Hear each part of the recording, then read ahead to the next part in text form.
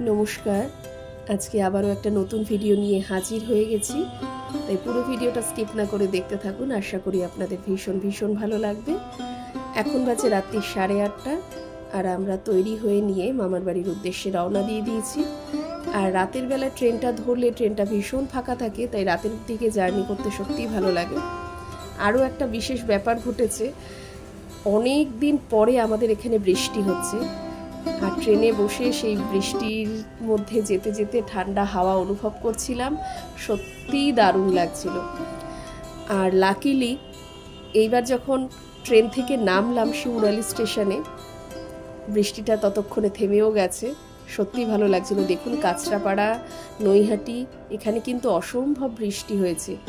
তো এতদিন গরমের পর কিছুটা হলেও স্বস্তির নিঃশ্বাস ফেলা যাচ্ছে আর কি।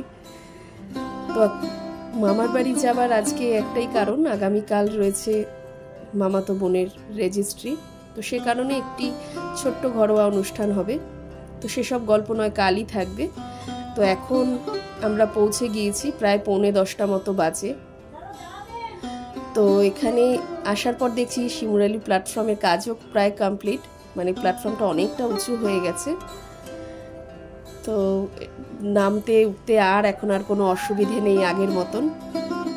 আগে প্ল্যাটফর্মটা নিচু থাকায় বেশ কয়েকবার ট্রেন থেকে নামা ওঠা করতে গিয়ে ঝক্কি পোহাতে হয়েছিল, মানে বিশেষ করে মায়ের ক্ষেত্রে।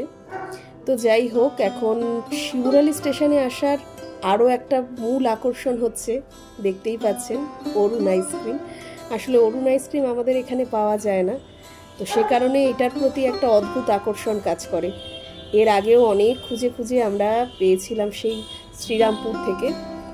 তো এইবার না, এর আগেও আমি শিমুরালিতে এসে গত বছর খেয়েছি অরুণ আইসক্রিম, তখন ভিডিওটা করা হয়নি। তো এইবার এসে রাতের বেলায় ভিডিওটাও করলাম, আপনাদের সাথে শেয়ার করলাম যে শিমুরালিতেও অরুণ আইসক্রিম পাওয়া যায়, শুধু আমাদের ইচ্ছাপুরেই বোধহয় পাওয়া যায় না। তো অরুণ আইসক্রিম সত্যিই খুব ভালো খেতে। তো রাতের বেলায় এসে এখন আমরা সকলেই একটু অরুণ আইসক্রিম নিয়ে নিলাম। তো এরপর মিষ্টি নিয়ে নেব, এবং মিষ্টি নিয়ে তারপর সেই পক্ষীরাজে চড়ে মামার বাড়ি যাওয়ার পালা। পক্ষীরাজ বলতে বুঝতেই পেরেছেন কিসের কথা বলছি।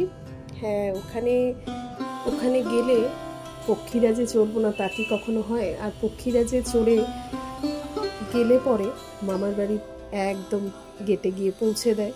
তো বারবার আমরা যখনই যাই এটাতেই যেতে পছন্দ করি। আর দেখুন ঘুটঘুটে অন্ধকার, রাত্রি 10টা বাজে, তার মধ্যে একেবারে চারদিক অন্ধকার হয়ে গেছে।